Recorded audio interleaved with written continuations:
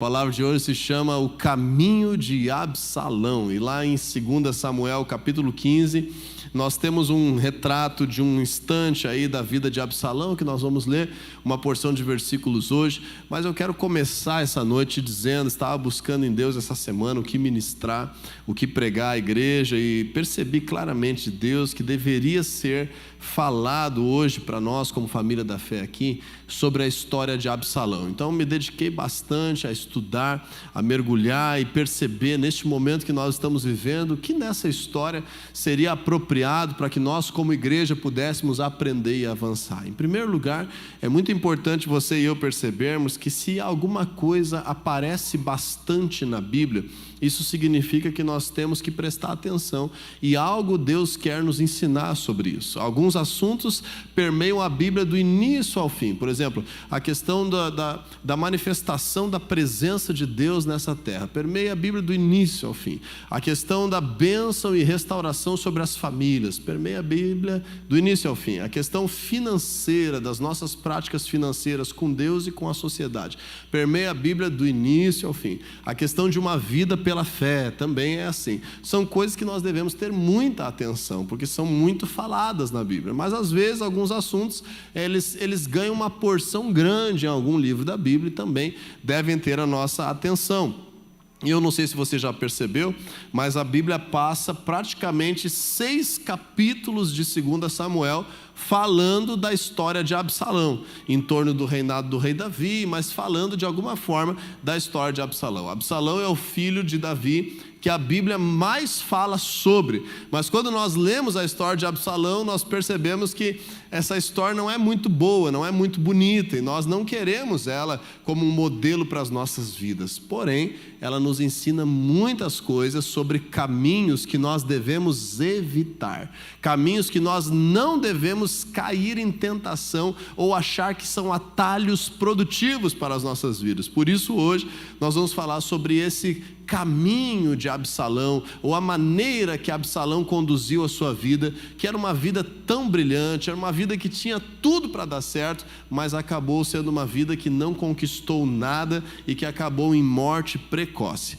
Absalão é o 3º filho do rei Davi. Ele é gerado por uma das esposas de Davi, tinha vários meios irmãos e irmãs também, e Absalão então ele tem a sua trajetória marcada aí de 2 Samuel, o capítulo 13 até o capítulo 18, e nós vamos focar aqui agora na porção que está em 2 Samuel 15, do versículo 1 ao 10, que é uma situação bem conhecida sobre Absalão, e que a partir dela nós vamos extrair vários princípios que nos ensinam hoje caminhos que nós devemos evitar.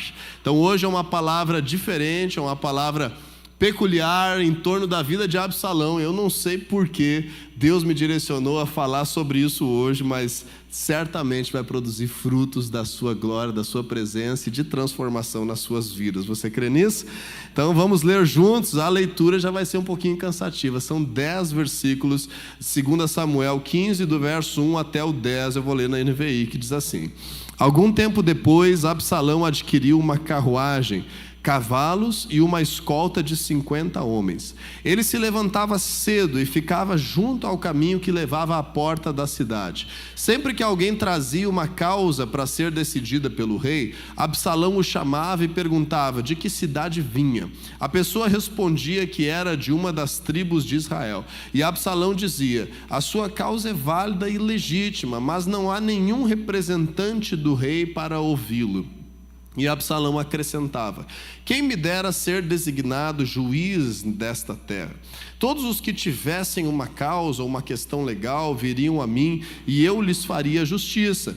E sempre que alguém se aproximava dele para prostrar-se em sinal de respeito, Absalão estendia a mão, abraçava e beijava. Absalão agia assim com todos os israelitas que vinham pedir que o rei lhes fizesse justiça. Assim ele foi conquistando a lealdade dos homens de Israel. Ao final de 4 anos, Absalão disse ao rei: deixa-me ir a Hebrom para cumprir um voto que fiz ao Senhor. Quando o teu servo estava em Jesur, na Síria, fez este voto: se o Senhor me permitir voltar a Jerusalém, prestarei culto a ele em Hebrom. Vá em paz, disse o rei, e ele foi para Hebrom. Absalão enviou secretamente mensageiros a todas as tribos de Israel, dizendo: assim que vocês ouvirem o som das trombetas, digam: Absalão é rei em Hebrom. Até aqui nós vamos ler para não ficar muito extensa a história, mas eu te recomendo, se aguçar aí a tua curiosidade, o teu interesse em saber mais, leia 2 Samuel do capítulo 13 ao 18, que justamente está nessa semana da nossa leitura bíblica, do nosso plano de leitura anual.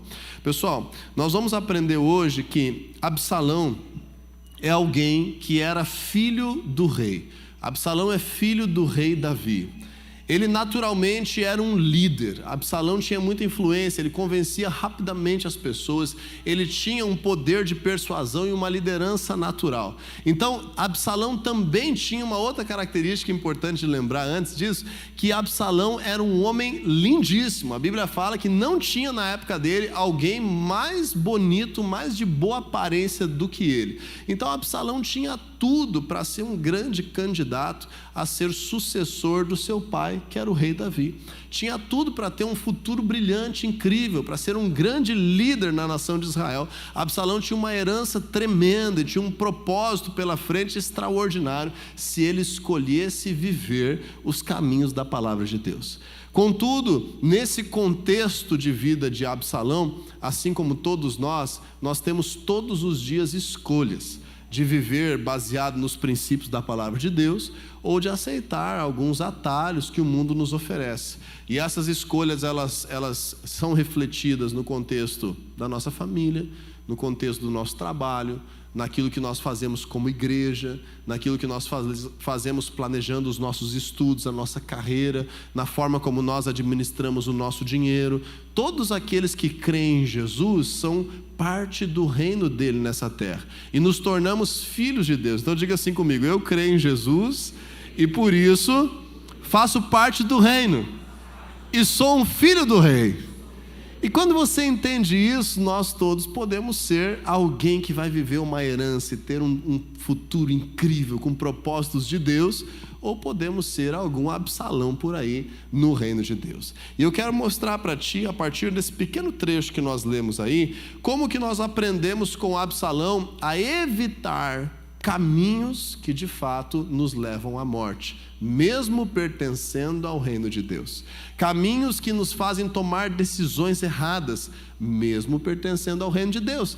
Caminhos que podem nos fazer perder a nossa família, perder uma oportunidade de ministério, mesmo sendo parte do reino de Deus. O caminho de Absalão é um caminho que nós devemos conhecer para saber não trilhar. A primeira coisa que a gente aprende é sobre uma falsa aparência. Absalão, ele buscava se colocar, ele buscava se portar como alguém que ele ainda não era. Ele, como príncipe, fazia questão, então, vamos ler de novo, versículos 1 e 2 de 2 Samuel 15, de andar numa carruagem com cavalos e uma escolta de 50 homens. Imagina, ele era o terceiro filho do rei naquele momento, ele não tinha nenhum cargo importante, relevante no palácio, e ele chegava então com 50 homens marchando à sua frente, abrindo o caminho, e ele usando ali uma carruagem especial, e todos diziam: olha, lá vem o Absalão. Ele forçava uma aparência que não era condizente com a realidade. Absalão, ele forçava uma posição de autoridade. Uma coisa que a gente tem que aprender é que na vida com Deus, os fins não justificam os meios. Diz aí comigo: na vida com Deus, os fins não justificam os meios. O que isso significa? Deus tem essa promessa para a minha vida, então eu vou trilhar qualquer caminho que eu quiser para chegar nessa promessa. Isso vai dar certo, gente? Não. Com Jesus, nós temos o alvo em Jesus, mas nós temos o caminho em Jesus e nós temos a verdade em Jesus. Nós precisamos entender que tanto os fins daquilo que nós nos propomos, quanto os meios, os caminhos que nós escolhemos, precisam estar aprovados pela palavra de Deus. E Absalão, então, ele escolhe forçar uma posição de autoridade. E ao forçar essa posição de autoridade, ele se torna alguém arrogante, ele se torna alguém que está se colocando num lugar que ele não deveria estar, e isso faz com que Absalão demonstre ter perdido a humildade.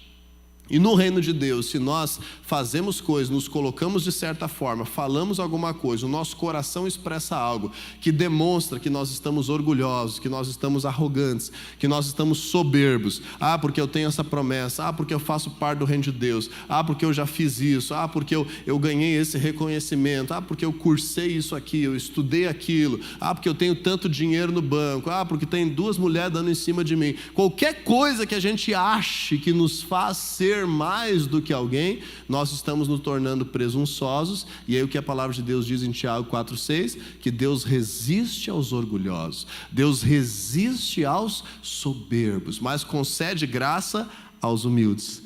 Então, quando nós forçamos uma aparência para tomar uma autoridade que nós não temos, qualquer lugar, em casa, na igreja, na empresa, na rua, qualquer lugar, nós estamos perdendo bênção, porque estamos forçando algo que nos faz orgulhosos, arrogantes, soberbos, e perdemos a humildade no nosso coração. A segunda coisa que a gente aprende com Absalão está na segunda parte do versículo 2 de 2 Samuel 15, que diz assim: sempre que alguém trazia uma causa para ser decidida pelo rei, lembrando, gente, o rei era o pai dele, era o rei Davi, Absalão o chamava e perguntava de que cidade vinha. A pessoa respondia que era de uma das tribos de Israel. Então, se era de uma das tribos de Israel, Absalão tentava mudar a história, porque ele queria o quê? Tirar o lugar do pai dele. Ele queria ser rei sobre Israel. Então, ele fazia algo se a pessoa dizia que era das tribos de Israel. Versículo 13, Absalão dizia: a sua causa é válida e legítima. Olha o veneno aqui nas palavras. Mas não há nenhum representante do rei para te ouvir hoje. Diz aí para o teu irmão, tome muito cuidado com o veneno nas tuas palavras, porque Absalão estava contaminado pela desonra. E ao fazer um comentário pejorativo, ele não estava só fazendo um comentário. Mas é só um comentário, mas eu estou só conversando, é só um assunto aqui que eu estou tendo, não tem nada a ver, isso não gera nada espiritualmente. Quando Absalão estava fazendo aquele comentário pejorativo contra o rei, que ao mesmo tempo era seu pai, ele estava praticando desonra de forma dupla. Absalão, então, tinha uma prática desonrosa já há muito tempo, mas nós estamos vendo o retrato nesses poucos versículos aqui. Se você ler a história toda, você vai perceber essa arrogância o tempo todo, um desejo de vingança o tempo todo, um desejo de justiça própria o tempo todo, um desejo de que faz melhor do que os outros tudo, aquela crítica constante no coração, mas ao mesmo tempo carregando uma grande desonra. Por quê? Porque hoje, na cultura do mundo, as pessoas, em nome do senso de igualdade, desprezam a honra. E nós não podemos desprezar a honra, porque é a honra que nos faz carregar bênção de Deus de forma geracional. É a honra que nos faz crescer de forma saudável, ser promovidos lá no ambiente empresarial. É a honra que nos faz crescer de forma saudável e alcançar novos patamares de autoridade na igreja, no reino de Deus. É a honra que nos faz poder ter decisões importantes, mudanças na nossa vida e seguir em paz com a bênção dos nossos pais dentro de casa. E Absalão então escolhe um caminho que é muito fácil. Um caminho que inflama rapidamente as pessoas, que é o caminho da desonra. E ele começa então com a desonra com a sua liderança. Ao se posicionar dessa forma, Absalão promovia desonra em promover publicamente as fraquezas do seu pai. Normalmente, qual é a pessoa que mais vai conhecer a fraqueza do seu pai, gente? Quem são as pessoas que mais vão conhecer a fraqueza dos pais? Os filhos, porque os filhos estão convivendo nos momentos de pressão, os filhos estão convivendo na intimidade, os filhos sabem quais são os problemas que estão acontecendo. Então, quanto mais perto do teu pastor você caminhar, mais você vai conhecer as fraquezas dele.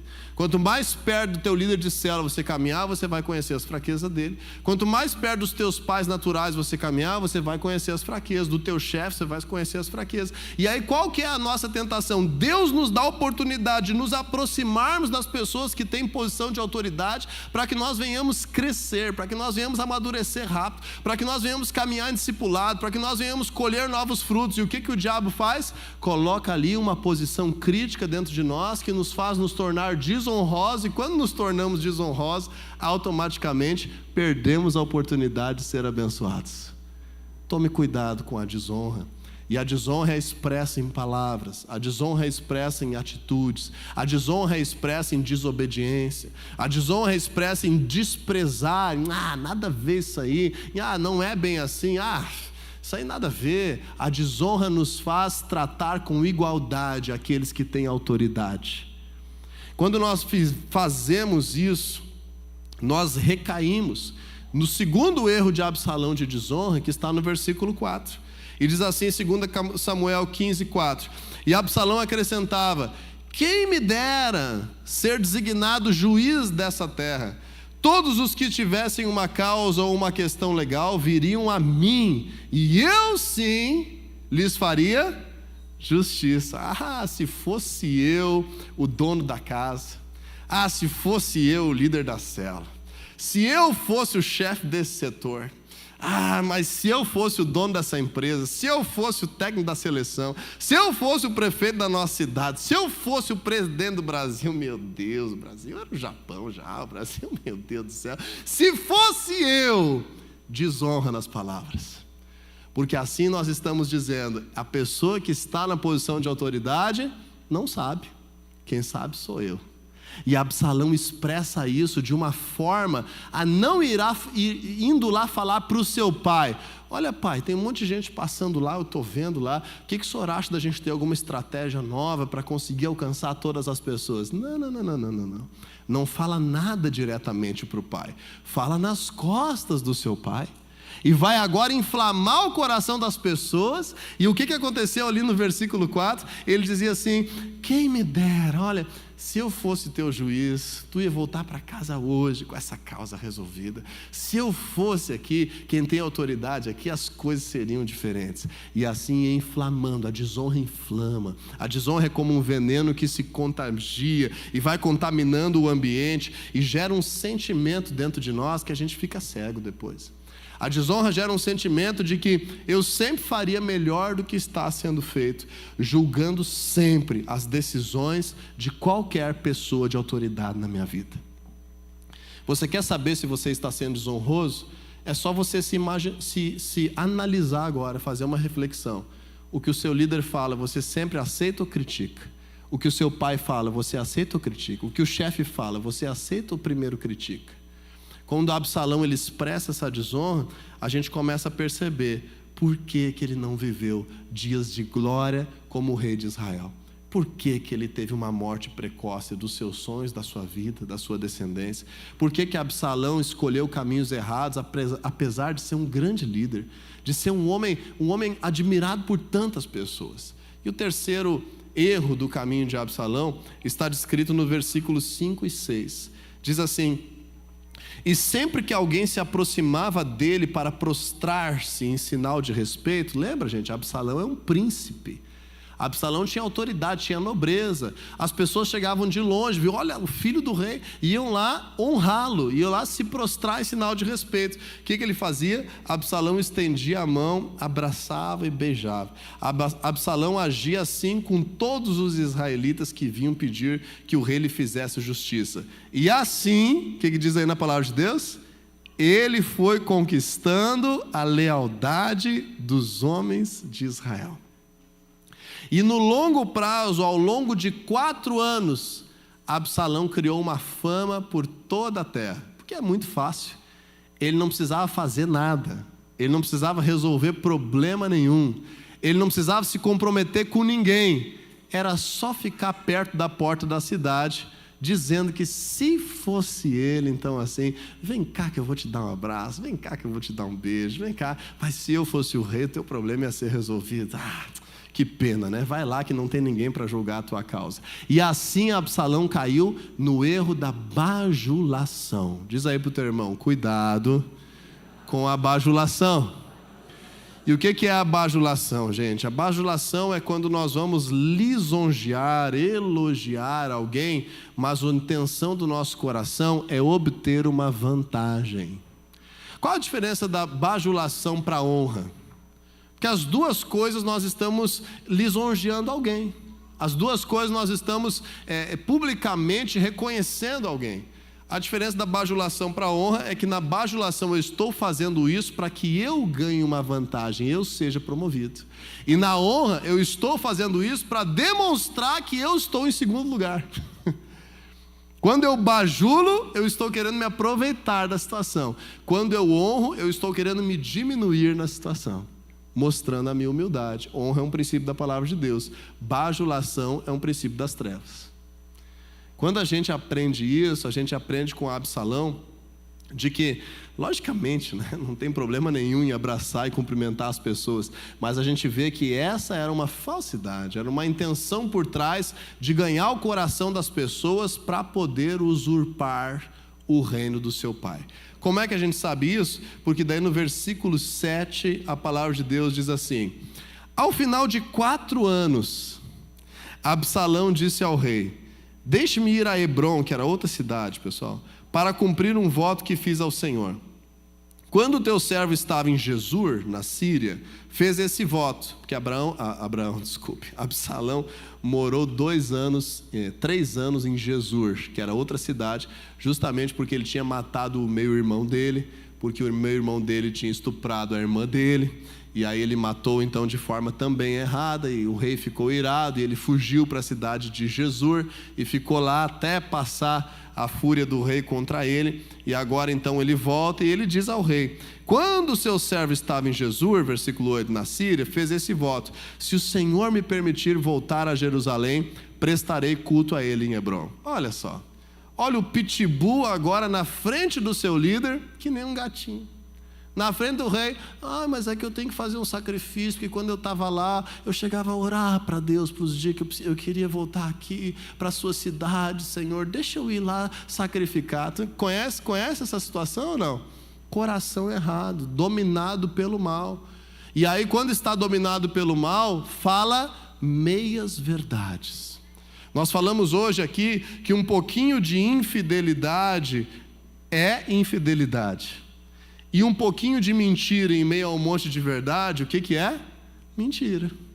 E Absalão escolheu um caminho de meias verdades. Ele não queria Hebrom para sacrificar coisa nenhuma. Ele escolheu uma meia verdade, que era um ritual que poderia ser feito de qualquer um, de fazer um voto com Deus, de oferecer um sacrifício em determinado lugar, para não ter que encarar as consequências diante daquele que era o líder dele, que era o pai dele, que era o governante dele. É tudo junto na vida de Absalão. Davi era o seu governante, era o seu líder espiritual e era o seu pai natural. É toda a representação de autoridade, era o seu chefe ainda. É toda a representação das pessoas de autoridade que nós temos na nossa vida. E daí na hora de falar diretamente com essa pessoa, aí a história não é bem assim. Aí tem uma meia verdade para não enfrentar as consequências e para não admitir os seus projetos que não são adequados ao reino de Deus. Então quando ele fala isso, o rei, sabendo só essa parte, diz a ele no versículo 9: vá em paz, disse o rei. E ele foi para Hebrom. Absalão enviou secretamente mensageiros a todas as tribos de Israel, dizendo: assim que vocês ouvirem o som das trombetas, digam: Absalão é rei em Hebrom. Cochichando, o pitbull voltou. Vocês viram? Saiu da presença do rei. Olha, secretamente vão lá em Hebrom e fala lá pro pessoal que quando eu chegar lá, todo mundo diz assim: chegou o rei. Mas não conta para ninguém, tá? Porque eu tenho que sair daqui de fininho primeiro. E aí ele atrai a confiança das pessoas bajulando. Ele ganha uma posição de acesso aos outros na base da desonra. Entende? Ele se coloca diante das situações dos seus sonhos e projetos numa posição falsa, numa aparência falsa, numa autoridade forçada. E agora, em cima de mentiras, constrói algo. E Absalão conquista. Esse aqui é o pior.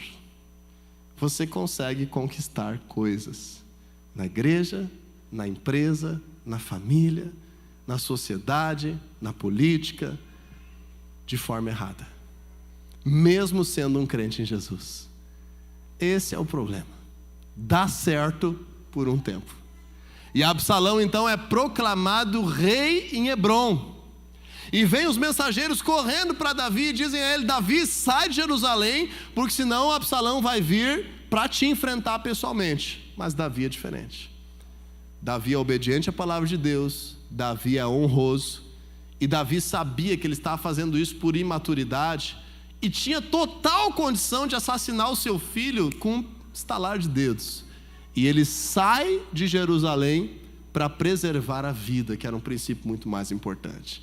Aí agora o pai dele foge dele, e dá certo por um tempo. Absalão se torna rei de Israel por um período, e depois então ele vai à caça do seu próprio pai. Olha o que o poder faz. Olha o que o desejo de crescer de forma errada faz. Ele vai em direção a matar o seu próprio pai, que diz aos seus soldados, o seu pai diz aos soldados: por favor, tragam-me Absalão vivo para que eu possa falar com ele. E ele diz aos seus soldados: eu quero a cabeça do meu pai. Então Deus entra na história, e a intervenção divina se torna inesperada, se torna contrária aos projetos de Absalão. Por quê? Porque ele constrói a sua vida em cima de caminhos errados. E ele estava lá em cima da mula dele, caminhando no meio da floresta, de repente fica preso pela cabeça em algumas árvores, e alguns soldados que do exército de Davi eram um pouco maldosos, trespassam ele com 3 lanças no coração.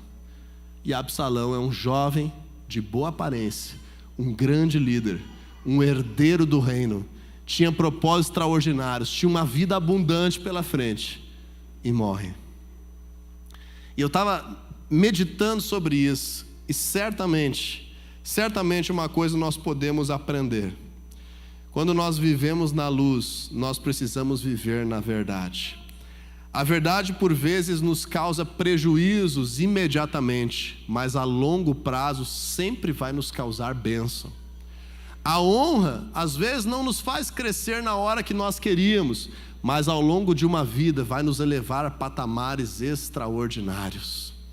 Quando nós vivemos com a medida exata de quem nós somos, nem menos nem mais, e nos portamos corretamente e em humildade, o Senhor nos promove. Agora, quando nós nos colocamos de forma orgulhosa e soberba, o Senhor nos resiste. Quando nós andamos pelos caminhos da palavra de Deus, então a vida de Deus vem sobre nós.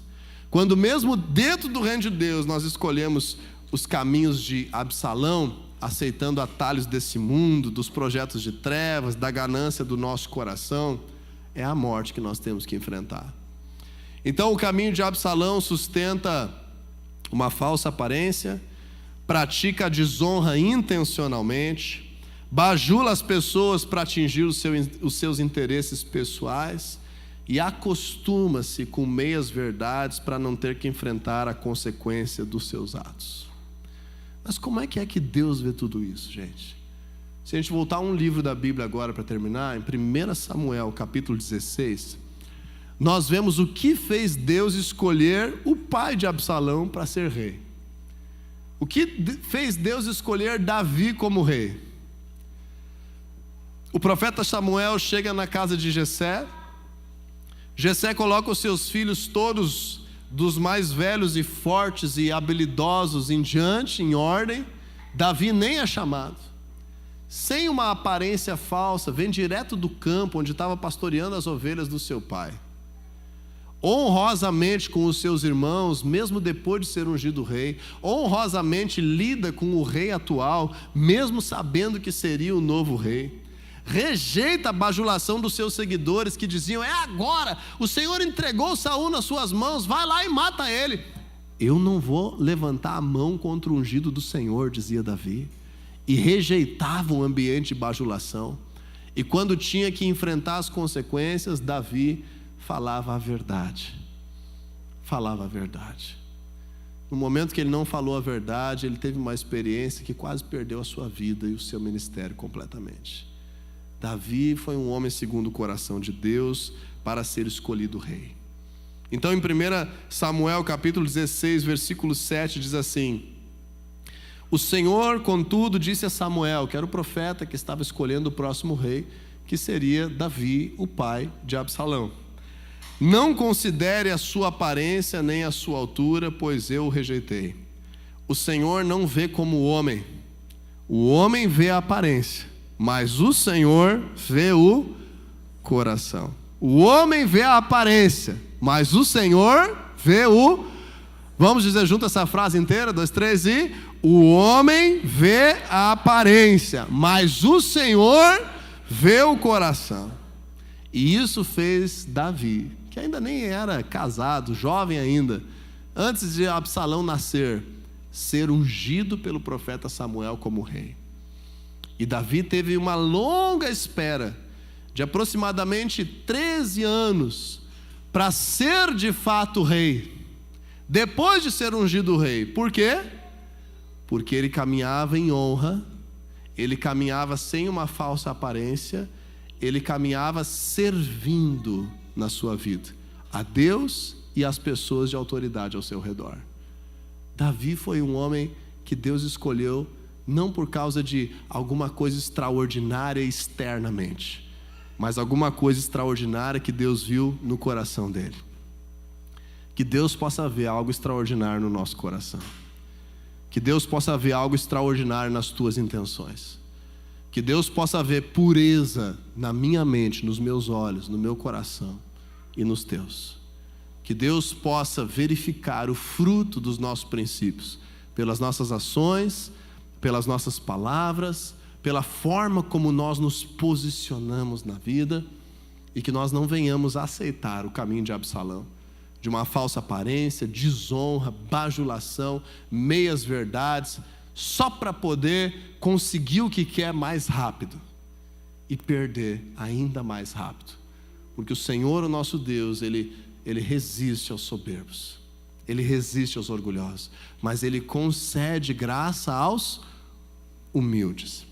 Todos nós precisamos ter sonhos, todos nós precisamos almejar propósitos, coisas que nós vamos conquistar, na questão familiar, financeira, emocional, no trabalho, no ministério, na igreja. Nós temos que ser pessoas visionárias, pessoas de fé, sem corromper o nosso coração.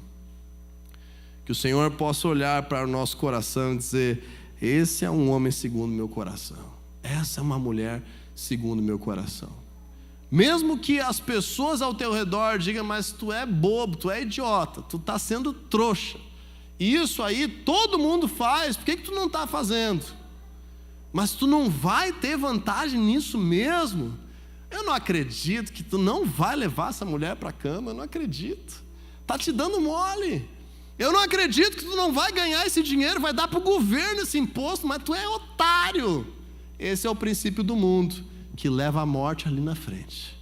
Agora, quando o nosso coração está em Deus, há uma vida abundante prometida, e o fruto do justo é a árvore da vida. O Senhor, Ele faz resplandecer como o sol do meio-dia aqueles que buscam a Ele em justiça. Que assim seja o nosso coração, não como Absalão, mas como alguém que quer viver a palavra de Deus.